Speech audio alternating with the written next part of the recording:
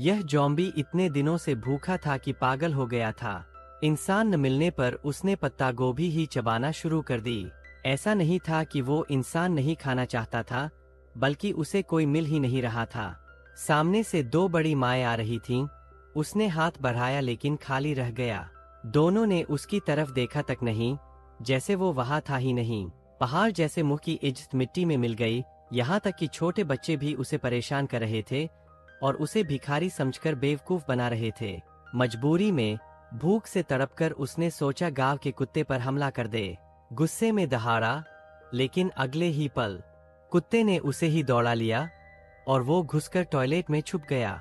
तभी एक बुड्ढे ने उसे देख लिया।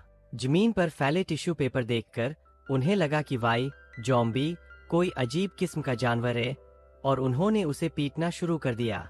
ज़ॉम्बी अब और नहीं सह सका, उसने झपटकर काट लिया और फिर भाग निकला। रात में गोदाम से आवाज आई तो बाप बेटी देखने पहुंचे। ज़ॉम्बी पत्ता गोभी खा रहा था। बुड्ढे ने पहचान लिया कि ये वही है जिसने दिन में उसके सिर पर काटा था। उसने लोहे का फावड़ा उठाकर हमला कर दिया। बड़ा बेटा भी आ गया और लात मारकर दाशान को उड़ाया, लेकिन दीवार पर निकली लोहे की छड़ उसके सीने में आर पार हो गई। सबको लगा कि अब तो वो मर गया, लेकिन ज़ॉम्बी फिर से उठ खड़ा हुआ। पूरा परिवार डरकर गोदाम से बाहर भागा और दरवाजा बंद कर दिया। ये आखिर मामला क्या था? छोटे बेटे ने फोन निकाला और ट्रेन टू बुसान फिल्म चलाकर दिखा दी। सबको समझ आ गया कि ओल्ड प्यू को काटा गया है और अब वो जरूर ज़ॉम्बी बन जाएगा। सब एक एक कर उससे दूर होने लगे।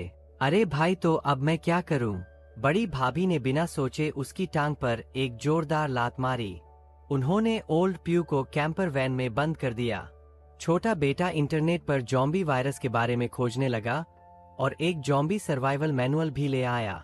उसने सबको जानकारी दी, कहा कि जैसे ही कोई काटा जाता है, वायरस खून के साथ पूरे शरीर में फैलता है, फिर तेज बुखार आता है, पूरा शरीर बेकाबू होकर कांपने लगता है और आखिर में इंसान पूरी तरह ज़ॉम्बी बन जाता है।